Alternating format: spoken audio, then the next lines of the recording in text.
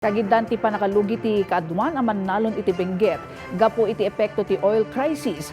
Ad-adalen pailan ti probinsyal a gobyerno ti Benguet ken ti Department of Agriculture ti kanayunan at tulong para kadagiti mannalon. Malaksid iti kadiwa program. Ada report ni Brigitte Marcasi-Pangosfian. Ikagkagumaan ti Department of Agriculture Cordillera nga ipaayan ti assistance sa giti mannalon iti rehiyon nga apektado matlang iti krisis ti presyo ti gasolina ken krudo. Sigon iti Department of Agriculture, isagsaganadan ti panakaipaay ti kanayunan na tulong kadagiti mannalon iti rehiyon. Nailawlawag asaan ang mailibak ti nangato a gastos ita dagiti mannalon iti produksyon ken transportation kadagiti agricultural products. As long as we have the budget, we can always support. Dinakamat na anang isayang katday tinagduduma at taripnong kadagiti opisyal ti DA. Mannalon, trackers, kenda dumapay nga stakeholders, tapno maamuan dati kasasaad daken parikot, asang sangwan, dagitoy. Impanamnaman na ang makadanon kadagiti mannalon ti anyaman na tulong a posible ang maipaay ti ahensya.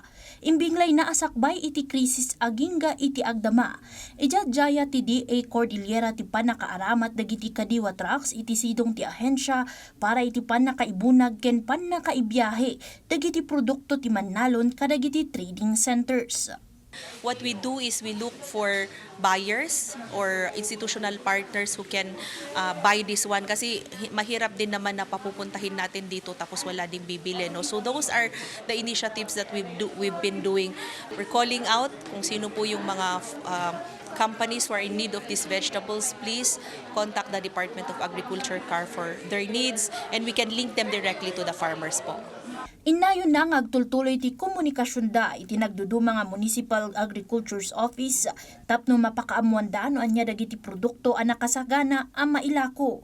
Iti Benguet, inpanamnaman ni Benguet Governor Melchor de Clas ti panakaipaay ti kaskanan a financial aid kadagiti farmers nga apektado iti oil price crisis iti probinsya.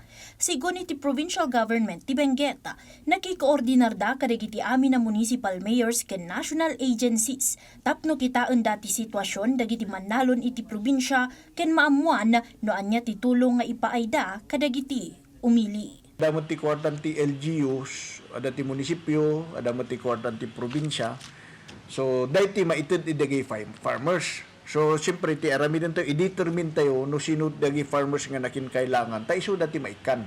So, ti kailangan nagtutulagan, no adati ti 5,000 per farmer, dagay affected, kailangan fuel subsidy or what, di iso ti aramidin tayo. So, Brigitte Marcasi-Pangosfian para iti Pambansang TV.